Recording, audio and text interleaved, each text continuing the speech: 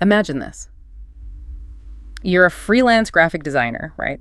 And you just swapped services with a copywriter friend. You got some killer website copy. They got a brand new logo. Nice deal. No cash changed hands. Happens all the time. Or maybe you're a skilled woodworker. You trade some custom shelves for help setting up your online shop from a tech-savvy neighbor. It feels simple, like just helping each other out, doesn't it? Yeah, a straightforward swap. But here's the thing, the real twist, and it's critical if you're running a side hustle or a small business here in the US.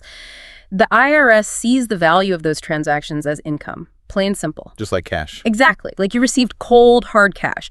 So for anyone navigating freelancing side gigs or operating a small unincorporated business, wrapping your head around how to handle these non-traditional earnings and the expenses that come with them, well, it isn't just important. It's absolutely essential for staying compliant. You really want to avoid those nasty surprises come tax time. That's such a common scenario, and it's often the first time people realize, oh, running a business involves more than just reporting cash. That value you receive, even if it's services or property, it has an economic reality. And the tax system, well, it's designed to account for that value. Right. So whether you're designing websites, painting houses, consulting, selling crafts online, how you report that activity for taxes is different from being a W-2 employee. Mm-hmm. Understanding those differences is, well, it's key. And that's precisely what we're diving into today. Welcome to the deep dive.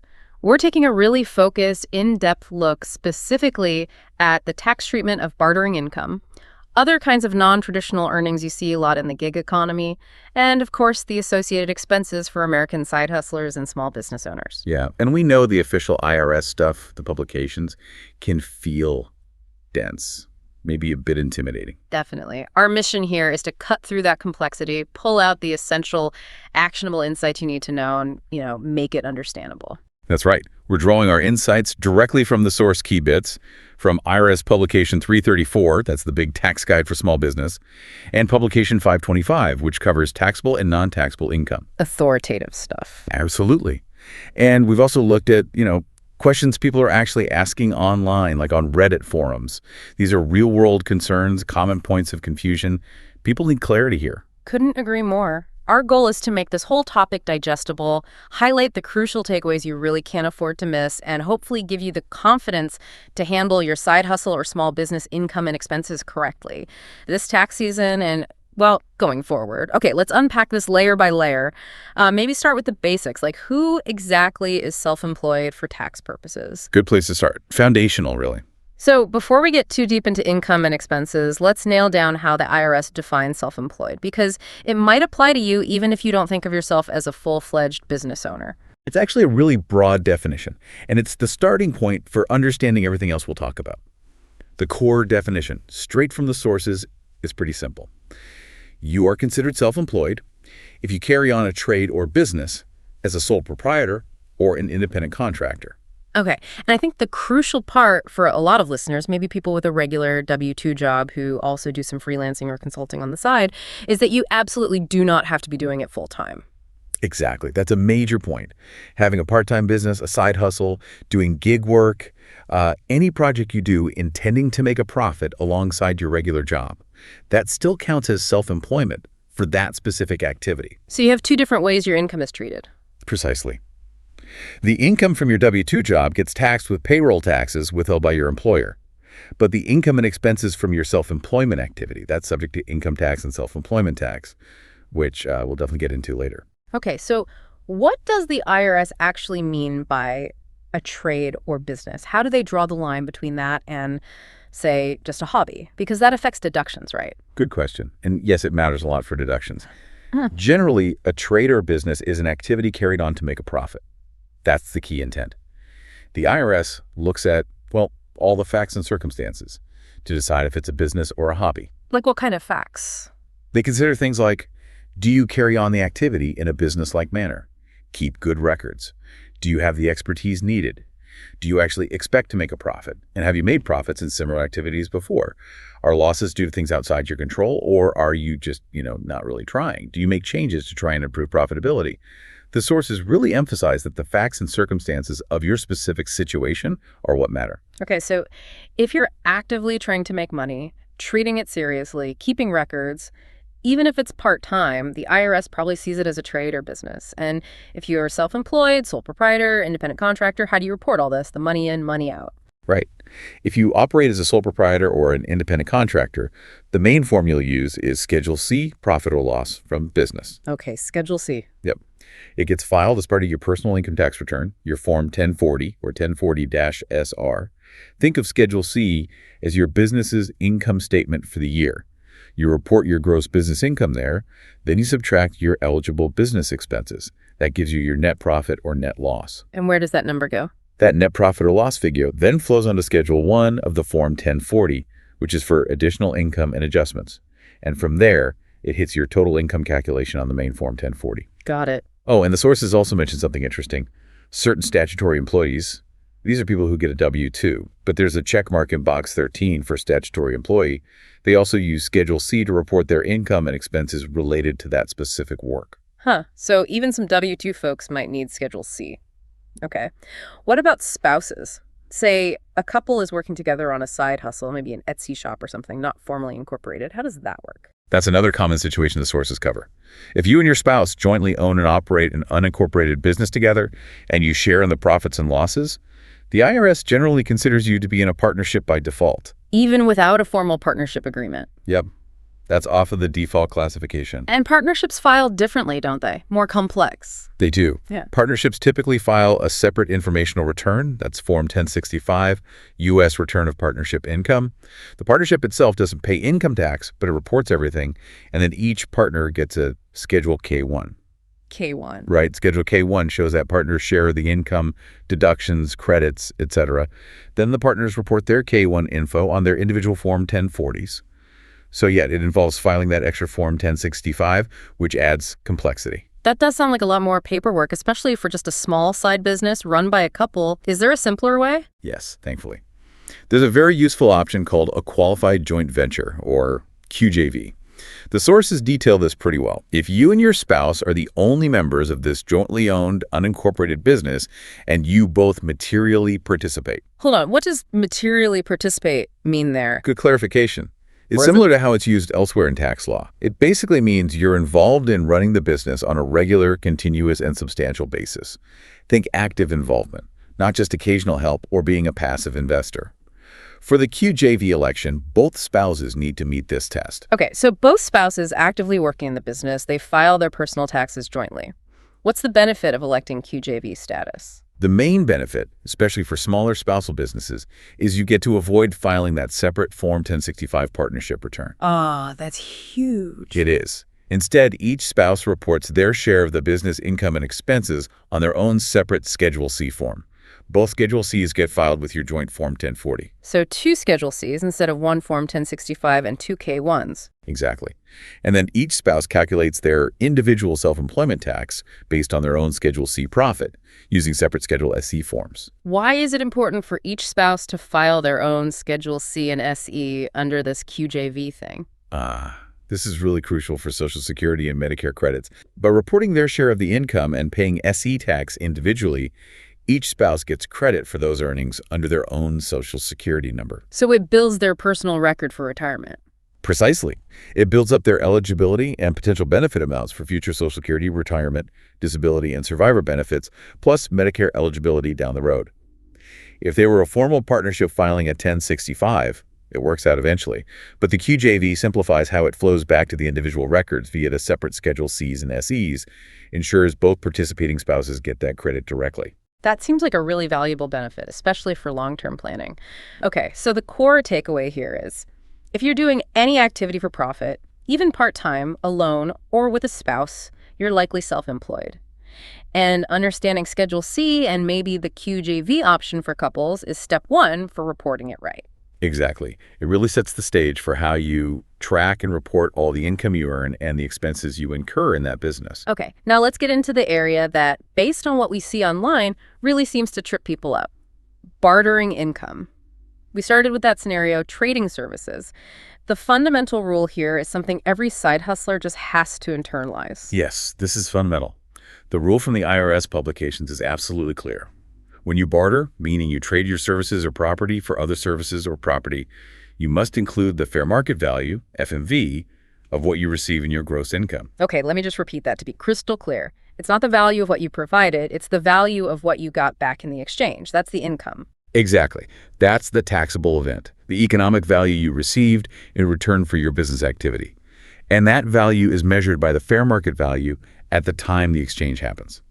And how do they define fair market value, FMV? The sources define it as the price that property or services would change hands between a willing buyer and a willing seller when neither person is forced to buy or sell, and both people have reasonable knowledge of the relevant facts.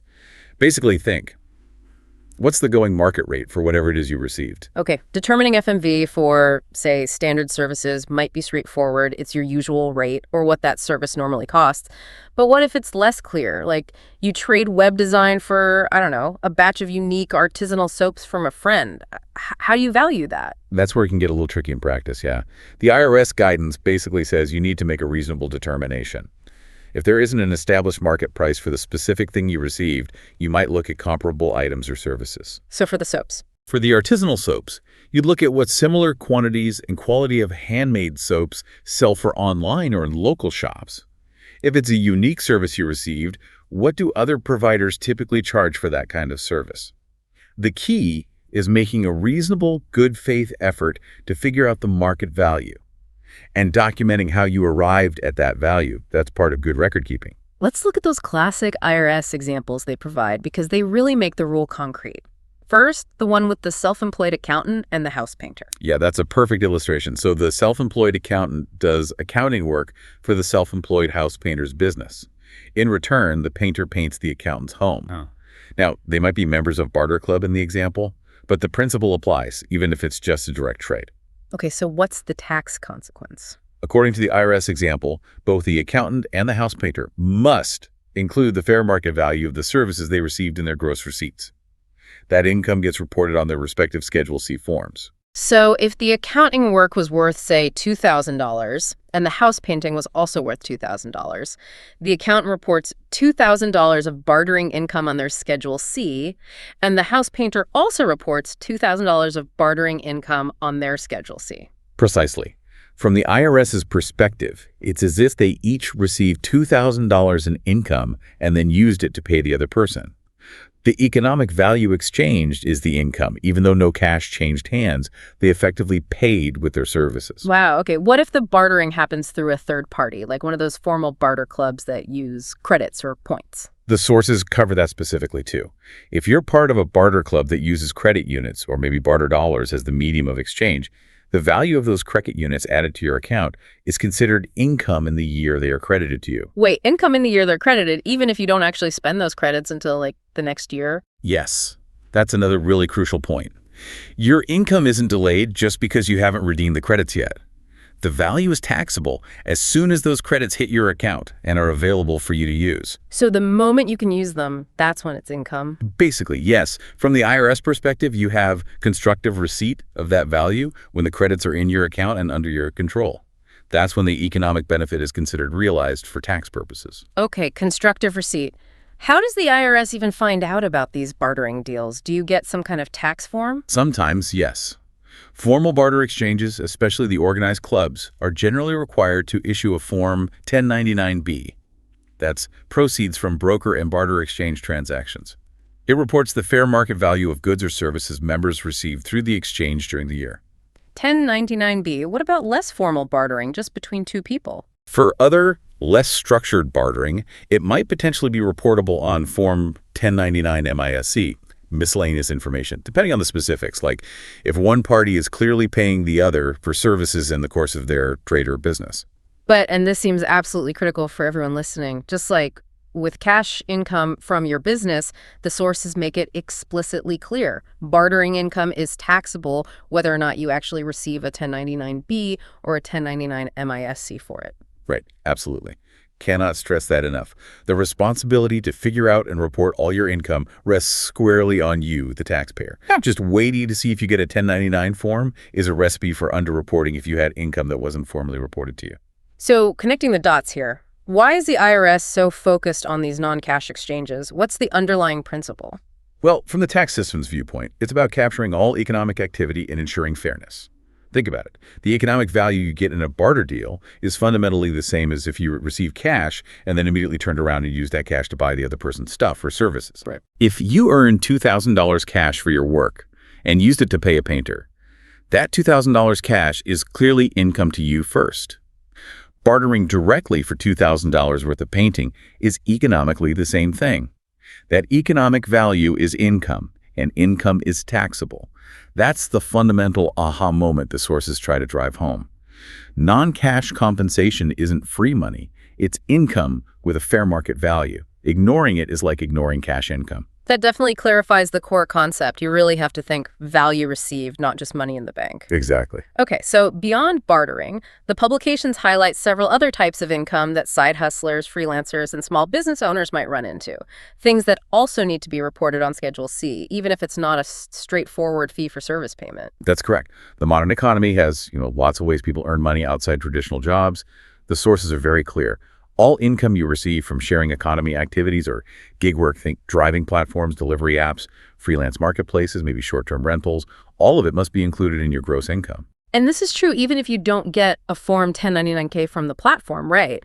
Because those have reporting thresholds. Absolutely. The requirement to report your gross receipts from these activities is totally independent of whether you get a form or what the reporting threshold on that form is. If you earn the money or receive the value, it's taxable income. You report it on Schedule C, and yes, it's also subject to some employment tax, just like your other Schedule C income. Okay. What about payments you might receive for lost income? Say your business activity gets interrupted because of a disaster or something. Yes, that's specifically addressed. If you get payments from insurance or maybe other sources because your normal business activities were reduced or stopped, those payments generally must be reported as income on Schedule C. Even if the business isn't active when you get the check. Even then. The logic is that these payments are compensating you for business income you would have earned, so they're treated as business income. And damages. Like if you win a settlement related to your business. Generally, yes. Compensation for injuries connected with your business usually has to be included in gross income. And the sources explicitly state that punitive damages, those meant to punish wrongdoing, rather than just compensate for actual loss, must always be included in income. Doesn't matter if they relate to a physical injury or not. What about kickbacks? Do you actually have to report those? Yes, the guidance says kickbacks must be included in income on Schedule C. There is a little exception mentioned. You might be able to treat them as a reduction of a related expense or maybe a capital cost or cost of goods sold in some cases. But otherwise, yep, they're considered income from your business activity. How about things like incentive payments, say from a manufacturer to a salesperson who's self-employed? If you get those kinds of payments as a salesperson, they're considered income. If you get them in the course of your self-employment, they go on Schedule C. If maybe you received an incentive but weren't self-employed in that specific role, say you got a manufacturer incentive unrelated to your main side gig, then it would typically be reported as other income on Schedule 1, Form 1040, line 8C. Okay, this next one sounds a bit more complex. What if you get paid for your services with something like a promissory note or restricted property, like company stock that you can't sell right away? That's not cash or a direct trade. Right. The sources cover this too, noting it's generally taxable income. If you receive a promissory note for your services, you usually have to report the face value or the issue price of the note as income when you receive it. And restricted property, like stock with vesting rules. For restricted property, like stock that has rules preventing you from selling it immediately, the fair market value of that property is typically included in your income when the restriction lifts. That's when it becomes substantially vested. So when you actually gain full control or the right to sell it. It's exactly. However, there's something called a Section 83B election. You can sometimes choose to include the value in your income in the year you receive the restricted property, even with the restrictions still in place. This can have different tax outcomes depending on whether you expect the property's value to go up or down significantly before it vests. Publication 525 has more detail on that. It really sounds like the general rule is if you received value in almost any form in exchange for your business activities, the IRS likely considers it taxable income. Are there things that might seem like income but actually aren't considered taxable business income in this context? Yes. The sources do draw that line.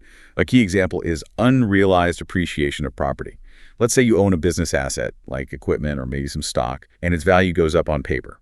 You generally don't have taxable income until you actually realize that gain, usually through selling it or some other taxable event. So just holding an asset that increases in value isn't income yet. Correct. Another example is consignments. If you give merchandise to someone else to sell for you on consignment, you don't have income until the consignee actually sells it to a customer. The title and risk usually stay with you until the sale happens. That distinction between appreciation and realization is important. Absolutely. And the sources also mention specific things explicitly excluded from income, like certain qualified disaster relief grants meant to cover necessary expenses you incur. But they also clarify that unemployment assistance received under those same acts is generally taxable unemployment compensation, which gets reported separately. Okay. One last unique item from the sources on income. Notary public fees. How are those handled? Right, this is a specific one. Fees you receive for performing notary services are reported as income on Schedule C. However, the sources specifically highlight that these particular fees are not considered net earnings from self-employment, meaning they are not subject to self-employment tax. That's a very specific exception to the general rule that Schedule C income is subject to SE tax. An important detail for anyone doing notary work as part of their business. Okay, so the big takeaway from this section is really be expansive when you think about business income. It's not just cash. It's the fair market value of bartered items, all your gig economy earnings, regardless of 1099s, lost income payments, certain damages, kickbacks, incentives, the value of notes or restricted property you got for your work. Being diligent in identifying and valuing all these income streams is really step one. Exactly. You've got to cast a wide net when thinking about what makes up your business's gross receipts. It's essential for accurate reporting. All right, so we've talked about all the different ways you might bring income in as a self-employed person. Now, for the flip side, which is often where you can significantly lower your tax bill, business expenses, and deductions, the good news is you can generally deduct the ordinary and necessary costs of running your trade or business. Yes, and this is where that meticulous record keeping we keep mentioning truly pays off, as we'll discuss more later.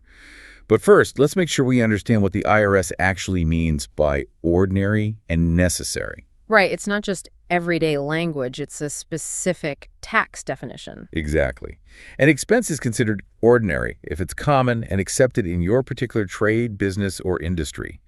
It doesn't have to be something you pay frequently, but it needs to be customary or expected in your line of work. Like? Well, for a freelance writer, maybe the cost of grammar checking software would be ordinary. For a painter, the cost of brushes and paint is definitely ordinary. Okay, common and accepted. And what makes an expense necessary? An expense is necessary if it's helpful and appropriate for your trade or business.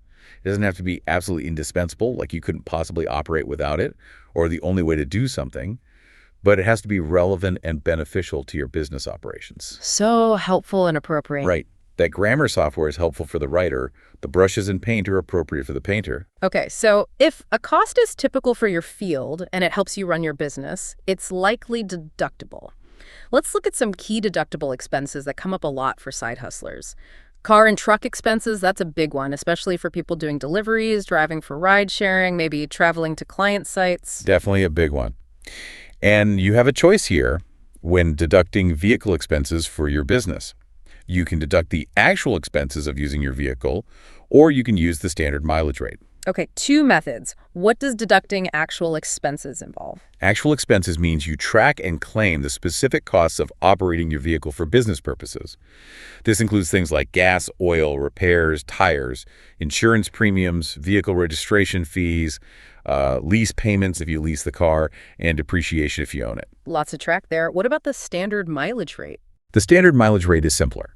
For 2024, it's 67 cents per business mile. The sources mention the 2025 rate is projected at 70 cents per mile. The IRS sets this rate each year, and it's meant to cover the average costs of gas, oil, maintenance, repairs, and depreciation, all bundled into one per mile figure. Can I kind of mix and match, like use the standard rate but also deduct my gas receipts or insurance? No, you have to pick one method for a specific vehicle in a given year. And there are rules about switching methods later, especially if you start with the standard rate. If you use the standard mileage rate, it's instead of deducting most of those actual operating costs, like gas, oil, maintenance, depreciation. So replaces those specific costs. Right. However, regardless of which method you use, actual expenses or standard mileage rate, you can still separately deduct business-related tolls and parking fees. Those are deductible either way. Good to know. Now, how do you figure out the deductible amount if you use your car for both business and personal trips? That seems like the common scenario for a side hustle vehicle. It is, and this is absolutely crucial. It requires good records, like a mileage log. You have to divide all your vehicle expenses, if you're using the actual expense method, based on your business miles versus your personal miles. Another example. The sources give a clear one. Say you drove a van 20,000 total miles during the year. You meticulously logged 16,000 of those miles as specifically for business, maybe client visits, deliveries. The other 4,000 were personal use, which includes commuting from home to your main W-2 job. By the way, that's usually considered non-deductible personal mileage unless your home is your principal place of business for the side hustle. Okay. So in that case, you can only claim 80%, that's 16,000 business miles divided by 20,000 total miles of your actual operating costs, gas, repairs, insurance, depreciation, etc., as a business expense on Schedule C. And if you use the standard mileage rate instead? Then it's simpler math. You Right. just multiply your 16,000 business miles by the standard rate for that year, like 67 cents for 2024. Makes perfect sense the deduction matches the business use percentage. The sources also mentioned depreciation limits if you own the vehicle and use the actual expense method. Yes, there are annual limits on how much depreciation you can claim for passenger automobiles. That includes cars, light trucks, and vans used in your business. This includes any Section 179 expensing or special depreciation allowance you might take. These limits change each year. For instance, for vehicles placed in service in 2024, the total first-year depreciation limit is generally $12,400, or $20,400 if you claim the special depreciation allowance. There are exceptions for heavier trucks and vans that meet certain weight requirements. They might not be subject to these specific passenger vehicle limits. The detailed rules are in Publication 946, How to Depreciate Property. Okay, so vehicle expenses need careful tracking of business versus personal use and potentially depreciation limits. Another major area, especially for home-based side hustlers, is the business use of the home office deduction. This one definitely has a reputation for being tricky. It absolutely is tricky, and it's subject to very specific, strict IRS tests. You have to meet these tests to qualify for any deduction. Basically, to deduct expenses for business use of your home, you must use a specific area of your home exclusively and regularly for your business. Okay, let's break those down. What exactly does exclusive use mean? Exclusive use means you use that specific area of your home only for your trade or business. No mixing business and personal use in that specific spot. The sources give a clear example. An attorney uses a den to write legal briefs, but the family also uses the den for watching TV or recreation. That den would not qualify because it's not used exclusively for business. So just clearing off the dining room table sometimes to work wouldn't cut it. Definitely not. It has to be a specific, identifiable space, Right. a room or part of a room used only for the business. Are there any exceptions to that strict exclusive use rule? Yes. The sources mention two key exceptions. The exclusive use test doesn't apply if you use part of your home for storing inventory or product samples for your business, as long as your home is the sole fixed location of that business. It also doesn't apply if you use part of your home as a daycare facility, provided you meet certain licensing or registration requirements. In those specific cases, you don't need exclusive use, but other rules still apply. Okay, inventory storage and daycare. What about the regular use test? Regular use means you use the area for your business on an ongoing, continuing basis. Just occasional or incidental use of a part of your home for business, even if it's exclusively for business on those few occasions, won't meet the regular use test. It has to be a consistent part of your business operations. So specific area used only for business and used on a continuing basis. Are there other requirements too? Yes. Beyond exclusive and regular use, the business part of your home must generally be your principal place of business for that specific trade or business. This is often the case for many home-based freelancers or side hustlers. How do you figure out if your home is your principal place of business? Especially if you sometimes work at client sites or maybe a co-working space. Determining the principal place of business involves looking at all the facts and circumstances. Generally, though, if you use your home office for the essential administrative or management activities of your business, think billing, record-keeping, scheduling appointments, and you have no other fixed location where you conduct substantial amounts of those admin activities, then your home office likely qualifies as your principal place of business. Even if you perform the actual service elsewhere. Even if you perform services or meet clients somewhere else, yes. If your home office is where the core administrative work gets done and there's no other fixed place for that, it can be your principal place. Alternatively, even if it's not your principal place, you might still qualify if you use the home office exclusively and regularly as a place where you physically meet or deal with patients, clients, or customers in the normal course of your business. Okay, so meeting clients there counts. Or a third way to qualify is if it's a separate structure not attached to your home, like a detached garage or a studio shed that's used exclusively and regularly for your business. Wow, okay. That's a lot of detailed rules. Principal place, are meeting clients, or a separate structure, and all require exclusive and regular use, except for those inventory daycare situations. And I remember hearing there are limits on the deduction itself. Yes, absolutely. The amount of the home office deduction you can claim is generally limited by the gross income generated by the business activity conducted in that home office, minus other business expenses unrelated to the home office. Basically, you can't use the home office deduction to create or increase a net loss from the business activity itself. Any disallowed amount can usually be carried forward to future years, though. And how do you actually calculate the deductible expenses? Are there different ways? Yes, there are two main ways. The standard method, sometimes called the actual expense method, or the simplified method. Tell me about the standard actual expense method first. Okay. Under the standard method, you figure out the actual business percentage of your home. Usually this is done by dividing the square footage of the area used exclusively for business by the total square footage of your home.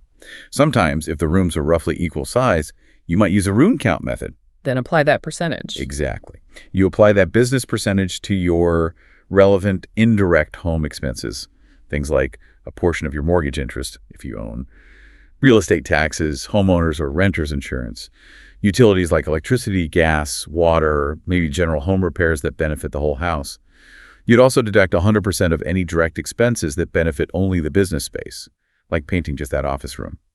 And importantly, under this method, you can also claim depreciation on the business portion of your home itself if you own it. Okay, that sounds comprehensive but requires tracking lots of home costs. What's the simplified method? The simplified method is an alternative calculation designed to, well, simplify the record keeping.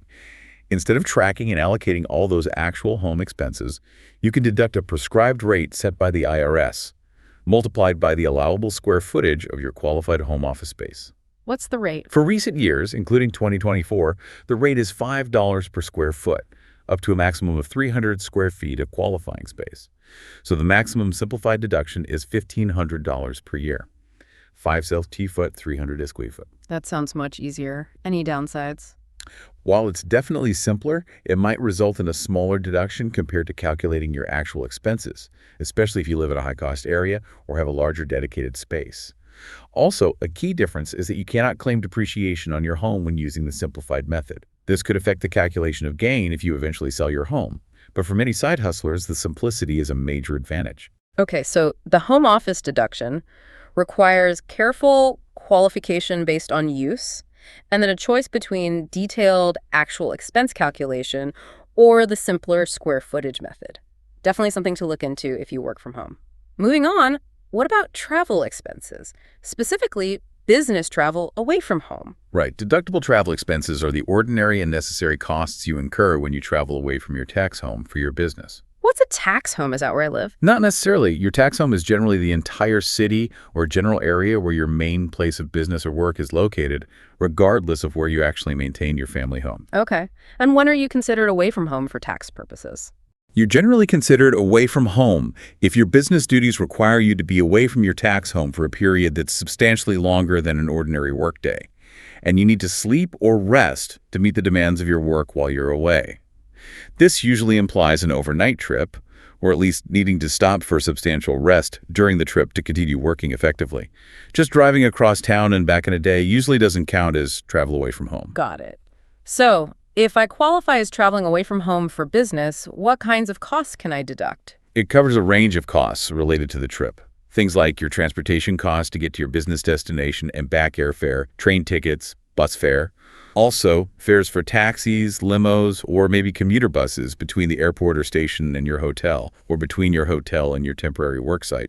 The cost of shipping necessary baggage or business materials, your lodging costs while you're away, and meals.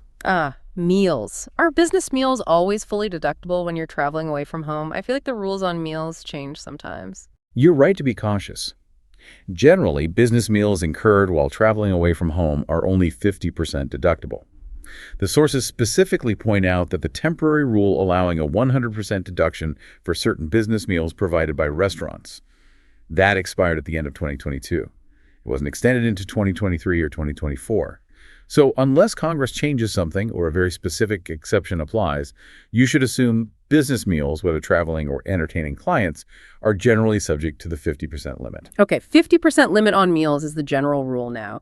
What if I drive my own car for this business travel away from home? How does that fit in? Good question. The costs of operating and maintaining your vehicle for business travel away from home are part of your deductible travel expenses.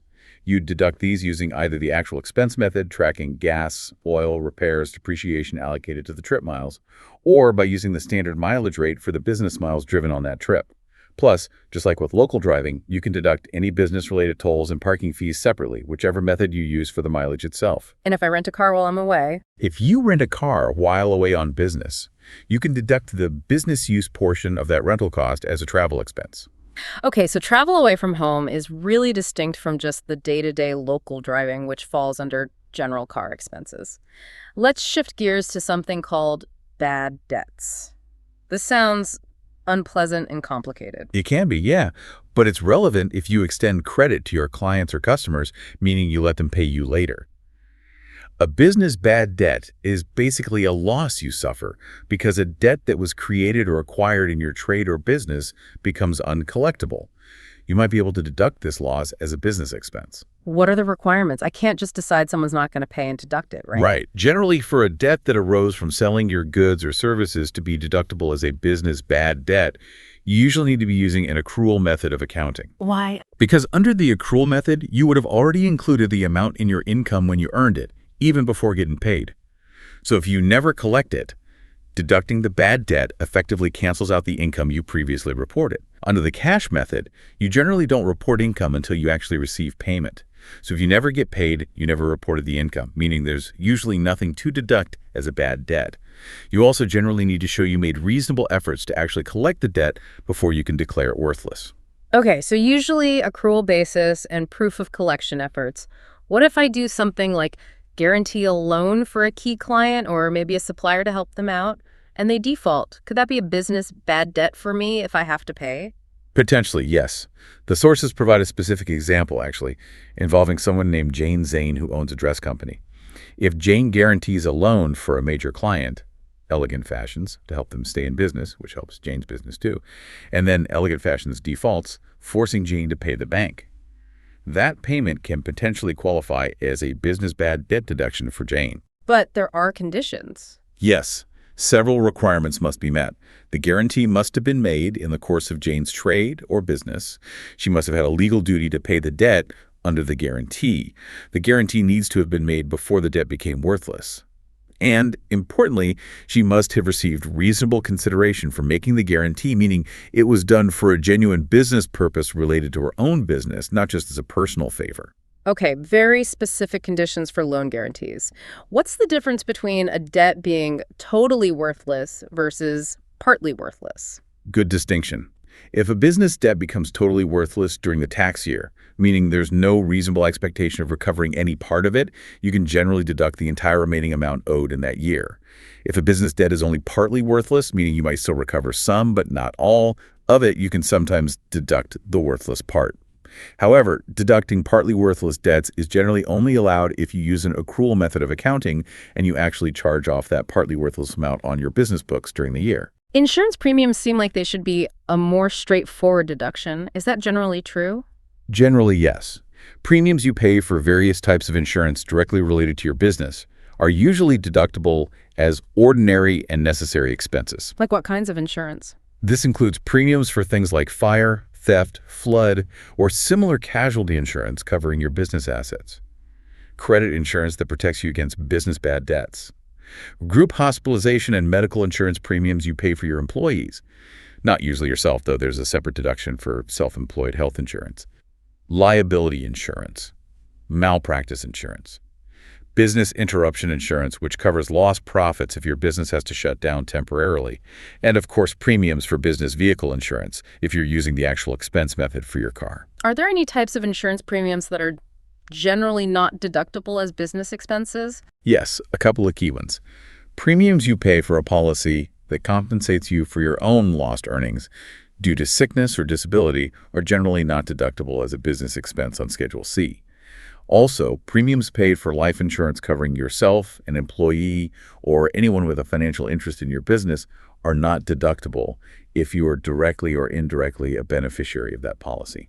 What does indirectly a beneficiary mean there? The sources explain that if the policy owner, maybe the employee, is obligated to use the policy proceeds to repay a loan from you, then you're considered an indirect beneficiary, and the premiums wouldn't be deductible by you. Okay, that makes sense. How about interest expense if I borrow money for my business? Yes, interest paid on money borrowed specifically for business purposes is generally a deductible business expense. However, just like with car expenses, if a loan is used for both business and personal purposes, you have to allocate the interest based on how the loan proceeds were actually used. Got an example for that. Sure. The sources use a car loan example again. Say you took out a loan to buy a car, and you track your mileage and find you used the car 60% for business and 40% for personal trips during the year. If you paid $600 in interest on that loan during the year, you can deduct $360, that's 60% of the $600, as a business interest expense on your Schedule C. The remaining $240 is considered personal interest, which is generally not deductible. Allocation is key again. Now, the sources also mention something called the de minimis safe harbor election for tangible property. That sounds technical, but maybe useful. It is technical, but it's actually a really helpful practical rule designed to simplify things, especially for smaller purchases. It basically lets you choose to immediately deduct the cost of certain tangible property you buy for your business, instead of having to capitalize it, treat it as an asset, and then depreciate it over several years. What kind of property and what are the limits? It applies to tangible property, like small equipment, tools, maybe furniture, computers, things like that. There are dollar limits. If your business has what's called an applicable financial statement, or AFS, which usually means you have audited financial statements prepared according to certain standards, you can elect to deduct amounts paid for tangible property up to $5,000 per item or per invoice. And if you don't have those audited financial statements, which is probably most side hustlers. Right. If you do not have an AFS, the limit is lower but still useful. It's $2,500 per item or per invoice. To use this safe harbor election, you also need to have a policy where you treat these small dollar items as expenses on your own financial accounting books for the year, even if your books are simple. It's a great way to avoid tracking depreciation for lots of small purchases. That does sound very practical. Saves a lot of hassle on depreciation for smaller stuff.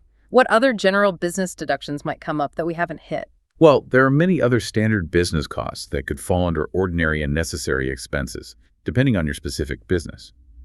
Think about things like legal and professional fees, including fees you pay someone to prepare the business part of your tax return.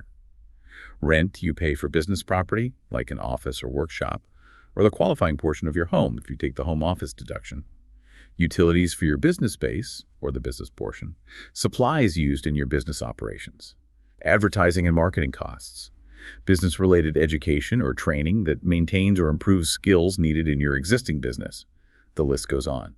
But it has to be directly related to carrying on your trade or business. Okay. So while bringing in the income is obviously the goal, diligently identifying, carefully documenting, and then correctly deducting all your ordinary and necessary business expenses is absolutely vital. It's how you arrive at your true net business profit, and it significantly impacts your income tax liability. Absolutely. And again, it all hinges on having good records to back up every single deduction you take. We can't emphasize that enough.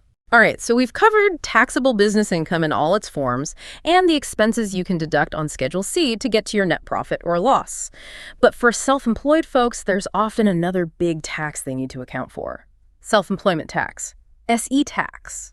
This is a critical piece, and yeah, it often surprises new side hustlers or freelancers. SE tax is how self-employed individuals pay into the Social Security and Medicare systems. If you work for an employer, you see FICA taxes that Social Security and Medicare withheld from your paycheck, right? And your employer pays a matching amount. Right. Well, when you're self-employed, you're essentially wearing both hats. You're the employee and the employer. So you end up paying the equivalent of both halves of those taxes through the self-employment tax. Okay, so it's like paying both the employee's share and the employer's share. Who actually has to pay this SE tax? Generally speaking, you must pay self-employment tax and file Schedule SE which is attached to your Form 1040, if your net earnings from self-employment are $400 or more for the year. Wow, $400. That's a really low threshold. So even a fairly small profit from a side gig can trigger the need to file Schedule SE and pay this tax. What's the rate? For 2024, the total self-employment tax rate applied to your net earnings is 15.3%. 15.3%. How is that broken down? It's made up of two parts. 12.4% goes towards Social Security, and the remaining 2.9% goes towards Medicare. Okay, 12.4 plus 2.9 equals 15.3.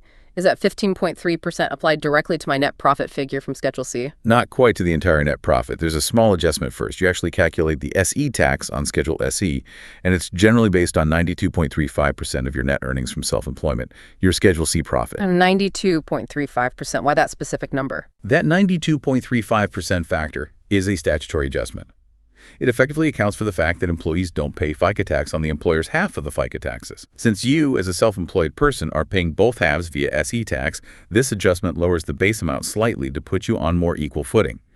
It also relates to the fact that you get to deduct 1/2 of your SE tax when calculating your adjusted gross income for income tax purposes. Ah, okay. That deduction of half the SE tax for income tax is key. Can you walk through a quick example of how that calculation flows? Sure. Let's keep it simple. Say your net profit on Schedule C from your side hustle is $10,000. First, you multiply that by 92.35% to find the base for SE tax. $10,000 times 0.9235 equals $9,235. Okay, $9,235. Then you apply the SE tax rate of 15.3% to that amount. $9,235.3 equals $1,413.86. That's your total self-employment tax liability. $1,413.86. Ouch. Yeah, it adds up. But then for your income tax calculation on Form 1040, you get to deduct 1/2 of that SE tax amount. So $4,413.86 divided by 2 equals $706.93. You claim this deduction on Schedule 1, Form 1040. So the SE tax itself is $1,413.86, but your income subject to regular income tax is effectively reduced by $706.93 because of that deduction. Exactly. It helps offset the burden slightly on the income tax side. So you have two taxes calculated, the SE tax on $9,235 and then income tax on your $10,000 profit minus the $706.93 SE tax deduction and any other deductions. Okay, that flow makes more sense. It's two separate but related calculations. Now, you mentioned the SE tax has a 12.4% Social Security part and a 2.9% Medicare part. Is there a limit on how much of your earnings is subject to the Social Security part, like with W-2 wages? Yes, there is a limit, and it works similarly to the limit for employees. For 2024, only the first $168,600 of your combined earnings, that includes your W-2 wages if you have a job, plus your net earnings from self-employment after the 92.35% adjustment, is subject to that 12.4% Social Security tax portion. So if my combined wages and net SE earnings go over $168,600 in 2024, the amount above that isn't hit with the 12.4% Social Security tax. Correct. Any combined earnings above that threshold are not subject to the 12.4% Social Security tax. However, and this is important, the 2.9% Medicare portion of the SE tax applies to all of your net earnings from self-employment. There's no upper limit or wage base for the Medicare part. No limit on the Medicare part. Got it. Is there ever an additional Medicare tax on top of that 2.9%? Yes, the sources do mention that. If your total earnings, again, combined wages and SE earnings, exceed certain thresholds based on your filing status, for example, $200,000 for single filers, $250,000 for married filing jointly in recent years, you might be subject to an additional Medicare tax of 0.9% on the earnings that exceed that threshold. This is calculated separately. Okay, something to be aware of for higher earners. Now, going back to income tax for a second earlier, you mentioned that notary public fees are reported on Schedule C but are not subject to SE tax. Can you just reiterate that point clearly? Yes, absolutely. That's a specific statutory exception worth remembering. While the fees you earn for performing notary services are business income reported on Schedule C, the sources explicitly state they are not considered net earnings from self-employment. Therefore, those specific notary fees are exempt from the 15.3% SE tax. It's a unique carve-out. Okay, good clarification. Now, the publications also talk about optional methods for figuring self-employment tax. That sounds like it could add complexity, but maybe also offer some opportunity. This could be both, yeah. The optional methods, like the main one called the non-farm optional method, are basically alternative ways to calculate your net earnings from self-employment, specifically for SE tax purposes. They're particularly relevant in situations where your actual net earnings from the business are very low, or maybe even a loss. Why would someone want to use an optional method if their profit is low or they have a loss? Wouldn't that just mean they owe little or no SE tax anyway? That's the crux of it. These methods primarily exist for specific situations. For instance, maybe you had a low-income year, but you still want to get credit for Social Security and Medicare coverage for that year to build towards future benefits. Or perhaps you need to show a certain minimum level of earned income to qualify for certain tax credits, like the Earned Income Tax Credit, EITC, or the refundable part of the child tax credit. Using an optional method might allow you to report some positive net earnings for SE tax, even if your actual profit was lower or zero. So wait, using an optional method could potentially mean you end up paying more SC tax than you would have based on your actual low profit or loss. Exactly. That's a key point the sources make clear. Using an optional method can increase your SE tax liability in some cases.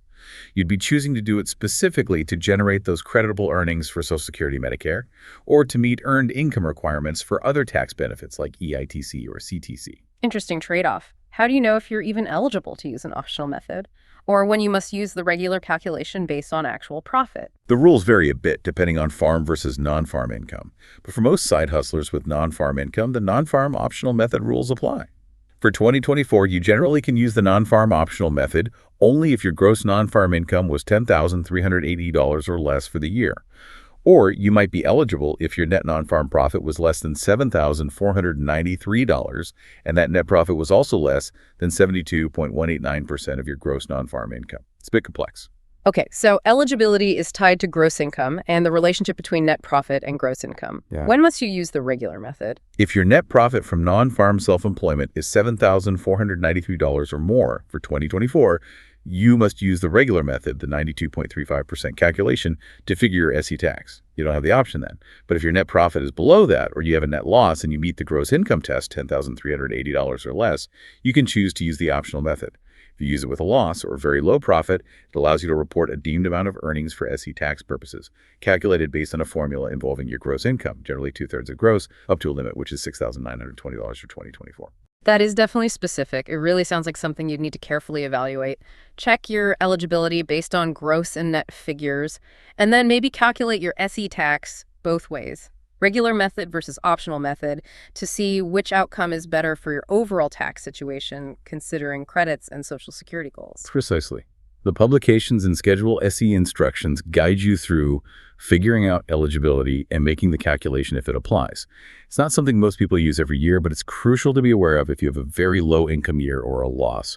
And getting those SE credits or qualifying for EITC, CCTC is important to you. Okay, so SC tax. Yeah. It's a significant cost of being self-employed, covers those vital retirement and healthcare programs. It's calculated differently than income tax using that 92.35% base. Has limits for the Social Security part, but not Medicare. Might involve an extra 0.9% Medicare tax for higher earners. Has that notary exception, and even includes these optional methods for certain low-income situations. It's definitely another layer of complexity that side hustlers need to fully understand and, importantly, plan for, particularly when it comes to making estimated tax payments throughout the year. Right.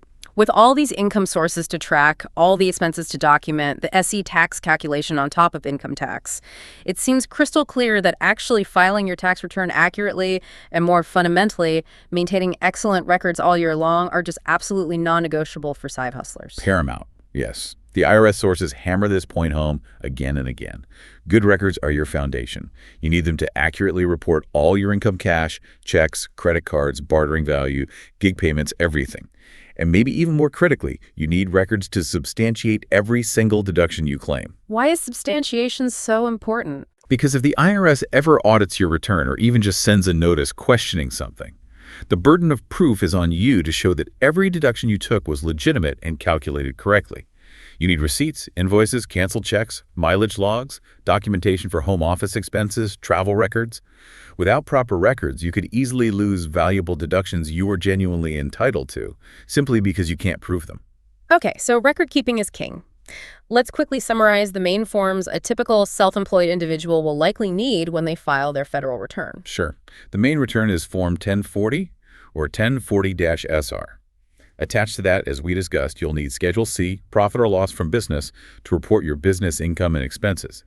If you run more than one distinct business, say freelance writing and an unrelated Etsy shop, you'll need to file a separate Schedule C for each one. Okay, one Schedule C per business, then what?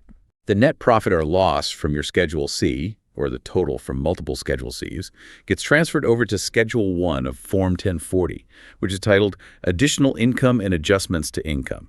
From Schedule 1, that business profit or loss flows into the calculation of your total income on the main Form 1040. And if your total net earnings from self-employment from all your Schedule Cs combined are $400 or more, you also need to complete and file Schedule SE, self-employment tax, to calculate that SE tax liability we just talked about. So Schedule C figures out the profit loss for income tax, and Schedule SE uses that figure to calculate the SE tax. Precisely. The information flows from C to SE for SE tax, and from C to Schedule 1, and then 1040 for income tax. You mentioned the $400 net earnings threshold for paying SE tax. Is that also generally the threshold that triggers needing to file an income tax return at all if self-employment is your only source of income? Generally, yes. The sources state that for 2024, you must file an income tax return, Form 1040, if your net earnings from self-employment were $400 or more.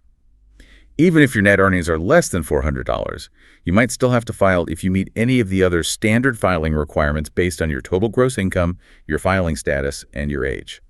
Those rules are, in the main, Form 1040 instructions. Okay, let's touch briefly on accounting methods again. The sources mentioned cash and accrual. Right. Those are the two main overall accounting methods for tax purposes. You can also use special methods for certain specific items, or even a combination of methods sometimes, as long as the combination clearly reflects your income. What's the practical difference for a typical side hustler between cash and accrual? Under the cash method, which is definitely the most common for small businesses and individuals, you generally report income in the tax year you actually or constructively receive it, basically, when the money hits your hand or your bank account or is made available to you. And you generally deduct expenses in the tax year you actually pay them. Under the accrual method, it's different. You generally report income in the tax year you earn it. That means when all the events have happened that fix your right to receive the income, and you can figure out the amount with reasonable accuracy, even if you haven't actually received the payment yet. And you generally deduct expenses in the tax year you incur them, meaning when the liability is established, the amount is known, and economic performance has occurred, even if you haven't paid the bill yet. Which method should someone choose? Well, you have to choose an accounting method that clearly shows your income and expenses for your business, and then you need to use it consistently from year to year. Most individual side hustlers find the cash method much simpler because it aligns better with their actual cash flow. However, there's a big exception. If your business involves inventory, meaning you buy or produce goods to sell, the rules generally require you to use an accrual method, at least for figuring your cost of goods sold related to that inventory. Can I use, say, the cash method for my consulting side hustle, but accrual for my personal investments, or different methods for two separate side hustles? Yes. The sources say you can account for business items under one method, like cash for your consulting gig, and your personal items, like interest income reported by your bank, under another method, which is usually cash for individuals anyway. Also, if you have two or more separate and distinct trades or businesses, you can use a different accounting method for each one, but you have to maintain complete and separate books and records for each business. What if I start out using the cash method, but later on maybe my business grows and I want to switch to the accrual method? Can I just do that? Generally, no, not without permission. You usually must get IRS approval before changing your overall accounting method for your business. This typically involves filing Form 3115, application for change in accounting method. There are specific procedures. Some changes might qualify for automatic approval, others require advance consent from the IRS and might involve paying a user fee. Okay, so changing methods isn't trivial. How about the tax year? Most individuals use the calendar year ending December 31st. Can a business use something different? Most individual sole proprietors and QJVs use the calendar year because it matches their personal tax year, which makes filing much simpler. However, a business can potentially adopt a fiscal year that's any 12 consecutive months ending on the last day of any month except December, or even a 52-53-week tax year in some cases. But you have to keep your business books and records based on that chosen year. And I assume changing your tax year also requires IRS approval. Yes, generally it does. You typically need to file Form 1128, application to adopt, change or retain a tax year, to request IRS approval for a change, although again, certain situations might allow for automatic approval without filing Form 1128. Okay.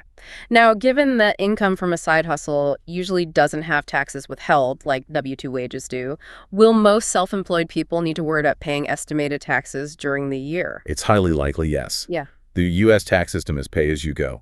If you expect to owe at least $1,000 in tax for the year from your self-employment income, and any other income not subject to enough withholding, you're generally required to pay that tax throughout the year via estimated tax payments. How does that work? These payments are typically made in 4 installments, roughly quarterly, throughout the year using Form 1040-ES, estimated tax for individuals. You estimate your total expected income, deductions, and credits for the year, calculate the tax you expect to owe, including both income tax and SE tax, and then divide that amount by 4 to make the payments. Failing to pay enough tax during the year through withholding or estimated taxes can result in penalties when you file your return. Okay. Estimated taxes are crucial to avoid penalties. Shifting gears slightly. What about payments you make to others as part of your business?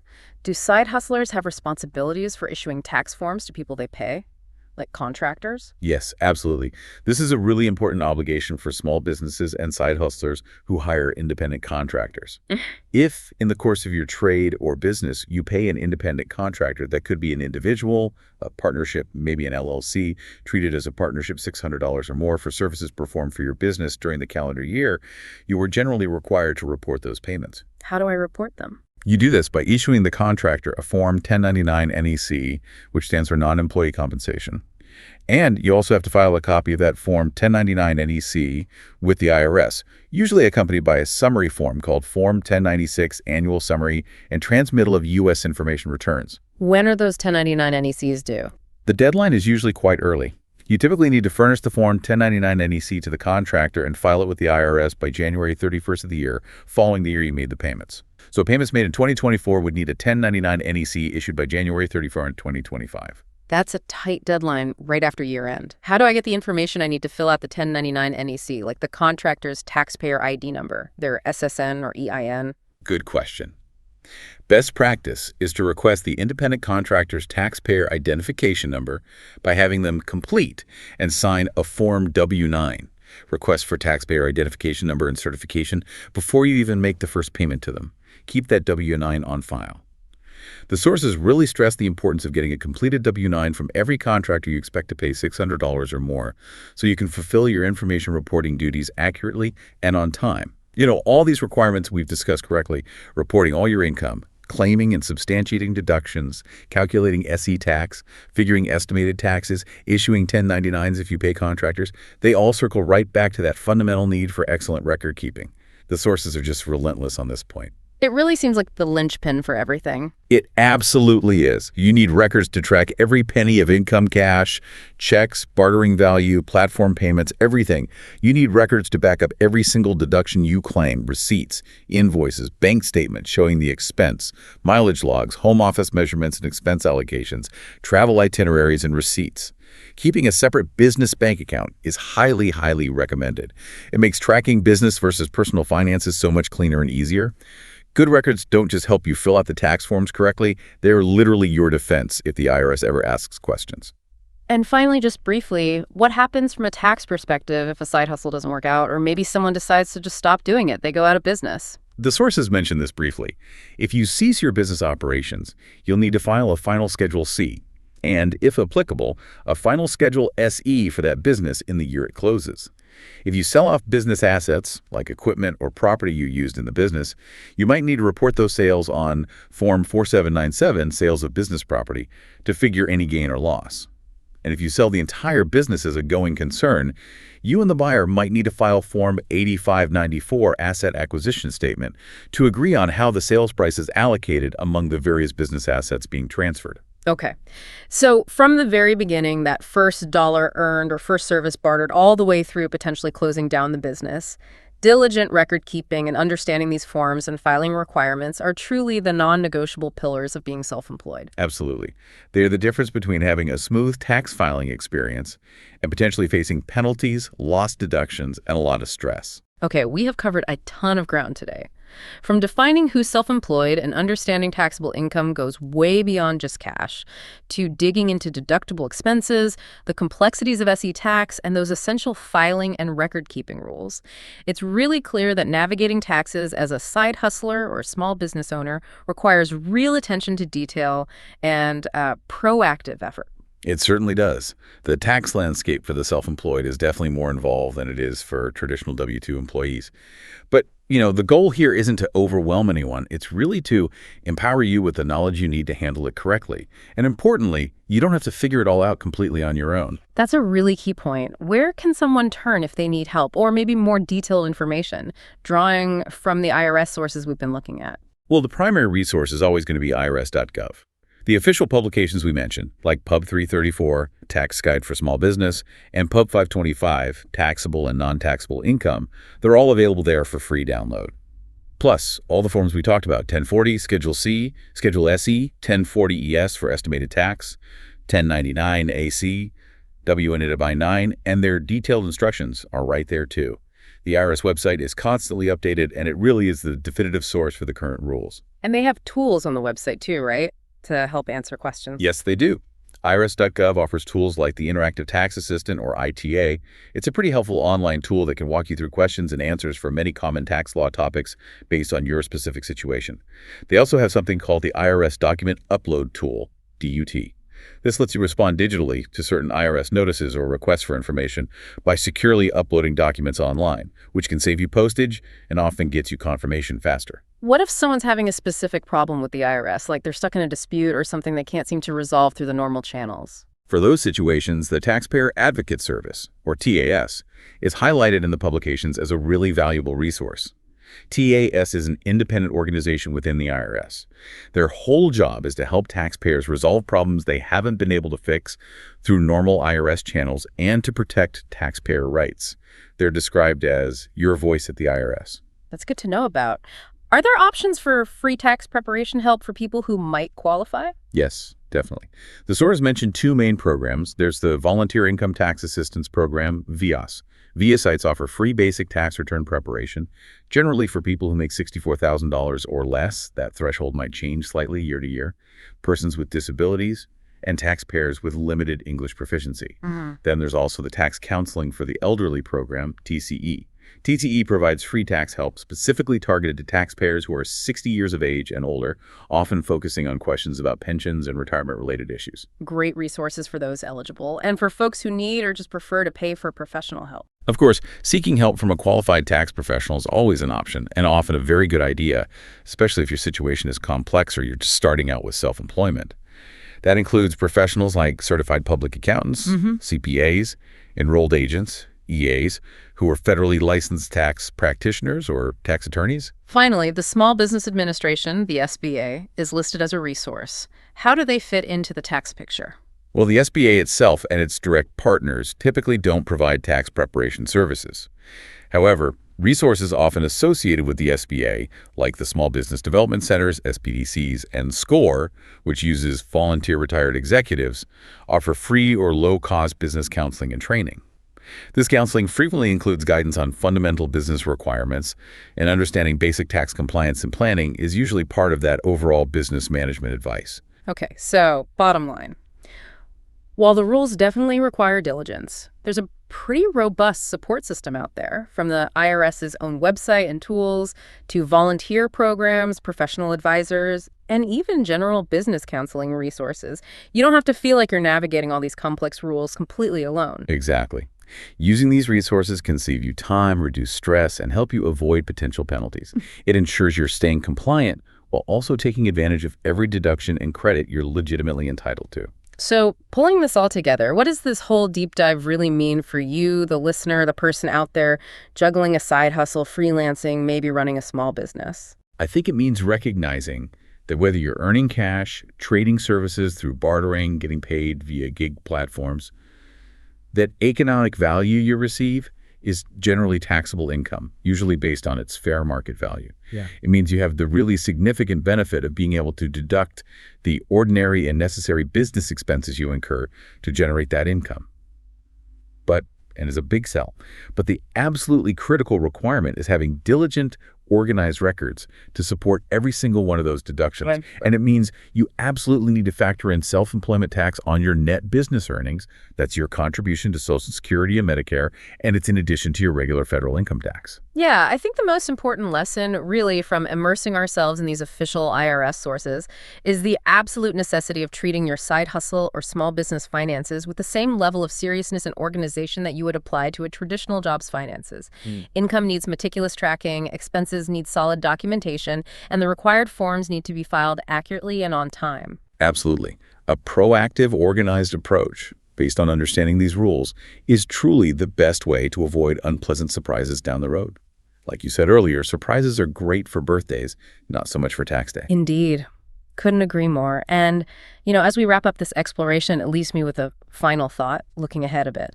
As the way we all work continues to evolve so rapidly, more freelancing, more remote work, more bartering, just more diverse activities, making up this huge gig economy, effectively turning more people into small business owners, either by choice or necessity, how might our tax systems need to adapt?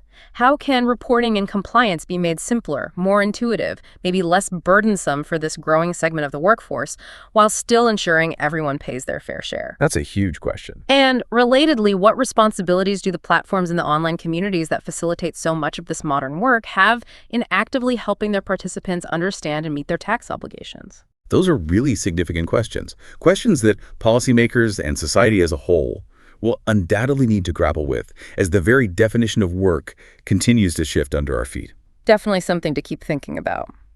Well, that wraps up our deep dive into the U.S. tax treatment of bartering and side hustle income, guided by the IRS's own publications.